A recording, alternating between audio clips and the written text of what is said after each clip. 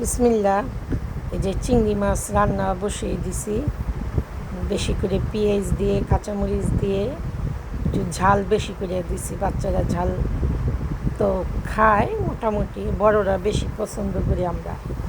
এই যে একটু ঝাল ঝাল করে চিংড়ি মাছ বসিয়ে দিছি, রান্না হচ্ছে। সকালবেলা বাজারে গিয়েছিলাম, সেখান থেকে প্রায় 6 কেজির কাছাকাছি চিংড়ি মাছ কিনে আনলাম। চিংড়ি মাছটি অনেক ভালো ছিল, ফ্রেশ তাজা।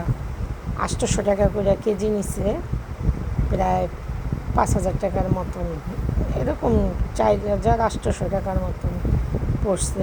কিন্তু মাছগুলো অনেক ভালো ছিল। দেখেন কত বড় চিংড়ি, এটা বাগদা চিংড়ি। আমাদের বাসায় বেশিরভাগ এই বাগদা চিংড়িটাই খাওয়া হয়। আর যে আরেক পদের চিংড়ি আছে না, যে হরিঙি চিংড়ি বলে, ওইটাও খাওয়ায়, কিন্তু বাগদাটা একটু বেশি খাওয়া হয়। একটু ঝাল বেশি করে দিয়ে রান্না করে নিচ্ছি। ভিডিওটার সাথে থাকেন। এরকম কে কে আমার মতন চিংড়ি মাছ একটু ঝাল করে ভুনা খেতে পছন্দ করেন, কমেন্টসে অবশ্যই জানাবেন।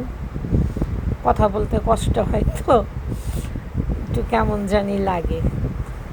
এই যে একটু গরম পানি দিয়ে দিলাম, আর অল্প হইলেই রান্নাটা হয়ে যাবে। সবসময় রান্নার জালটা একটু কমায়া ধীরে আস্তে রান্না করবেন, তাড়াহুড়া করবেন না। কারণ তাড়াহুড়া করলে রান্না ভালো হয় না। একটু সময় হাতে নিয়ে রান্না করবেন, খেতেও ভালো লাগবে। আর যে খাবে অবশ্যই আপনার রান্নার প্রশংসা করবে। তাই তাড়াহুড়া করবেন না, আস্তে আস্তে রান্না করবেন, মাথাটা ঠান্ডা রাখবেন। এই তো, আর কি বলি বলেন। আমার রান্নাটা প্রায় হয়ে যাচ্ছে, আর অল্প কিছুক্ষণ। কাঁচামরিচগুলা বেশি রান্না করব না, একটু আধা সিদ্ধ হলেই হয়। কেন গরম ভাতের সাথে কাঁচামরিচটা ডলা দিয়ে খেতে কিন্তু ভালোই লাগে, চমৎকার।